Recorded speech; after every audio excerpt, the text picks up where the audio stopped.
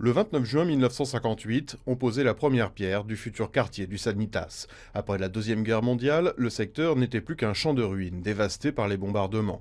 Pour remédier à la crise du logement, il fut alors décidé d'y bâtir des HLM à la place des infrastructures industrielles et ferroviaires qui seraient reconstruites à Saint-Pierre-des-Corps. C'est donc l'un des temps forts aussi de l'accroissement du secteur ferroviaire de Saint-Pierre-des-Corps, le transfert des industries ferroviaires de Tours au profit de Saint-Pierre-des-Corps et le dégagement des terrains que la SNCF va léguer à la ville de Tours en 1954 pour la construction de ces grands ensembles. Le 15 janvier 1959, les premiers locataires entraient dans leurs appartements. Henriette, elle, est arrivée en avril de la même année.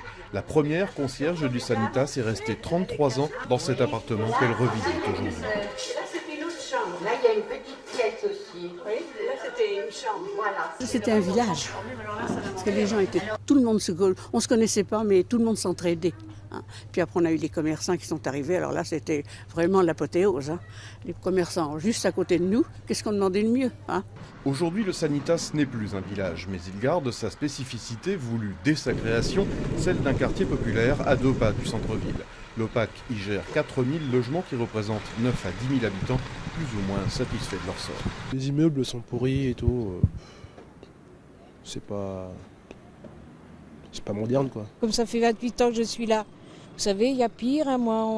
C'est sûr qu'on m'a toujours un peu critiqué, mais moi je trouve que dans l'ensemble, c'est bon.